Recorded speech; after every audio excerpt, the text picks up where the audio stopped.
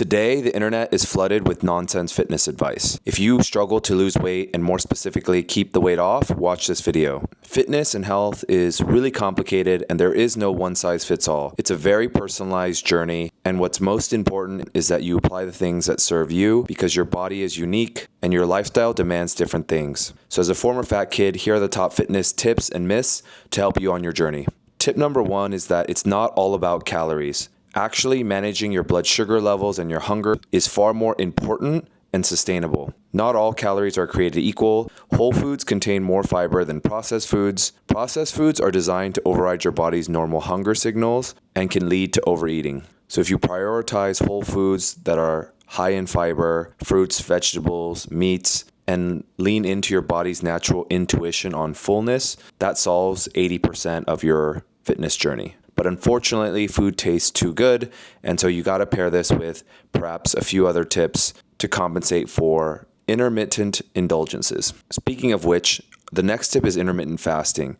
This has been widely popularized. It has a lot of merit. In short, it's suppressing your eating window, so either skip breakfast or eat an early dinner and eat less meals, no snacking. There's a lot of science behind this, but a few key concepts are that when you are digesting food, your body isn't doing other things to promote healthy body function, so you don't want to always be digesting all the time. The second is that if you're compressing your eating window, you likely won't overeat and can't overeat as much if you're eating over a longer period of time. And then snacking, what used to be known as revving up your metabolism, has been shown to spike your blood sugar levels. So ultimately, you want to be very intentional and eat with purpose and not mindlessly snack. The third tip is hydration. A lot of times we eat out of boredom, and more often than not, we are more thirsty than we are hungry. So a couple checks to keep in mind. As soon as you wake up, drink a glass of water. Aim for 11 cups if you're a woman, 16 cups if you're a man,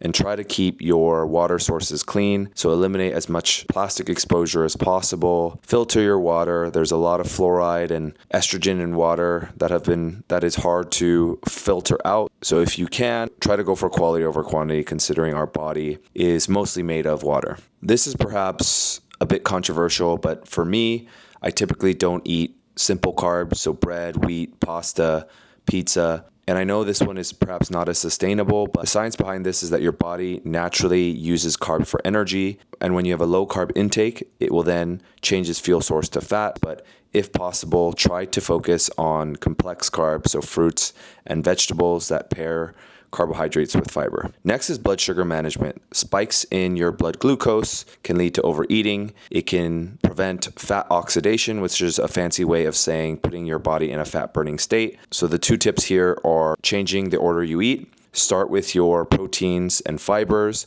That helps to slow digestion. Then your carbs and sugars, which typically spike your insulin levels, which take you out of a fat burning state.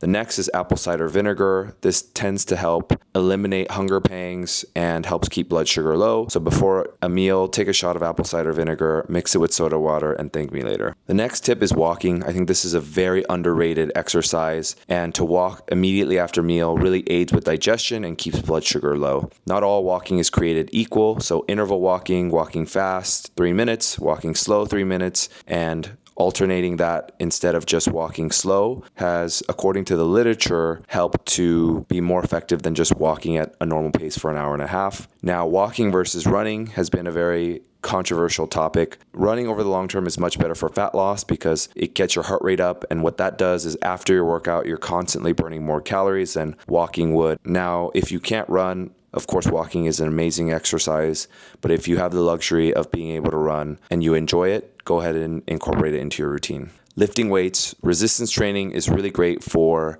fat loss over the long term because in order for your body to maintain muscle mass, it needs to then burn more calories at rest. So having more muscle is great for overall physique, but also fat loss in general. In America, we tend to live in this hustle culture mentality, so sleep is for the weak and recovery does not contribute to your overall gains. That is completely false. When you lift weights, you are tearing muscle. When you are sleeping, you are recovering and building. So being very conscious of recovery and rest is such an important factor that you need to incorporate into your overall regime. So that is all I have for you in terms of your major building blocks. Fitness, as mentioned, is a highly personalized journey.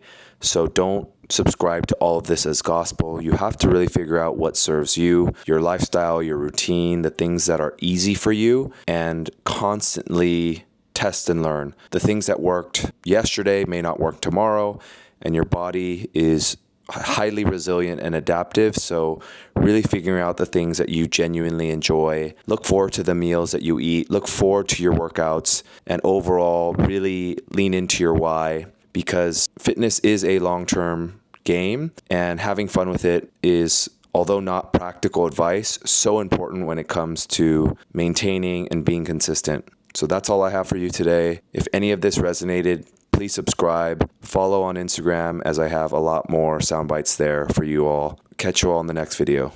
Peace.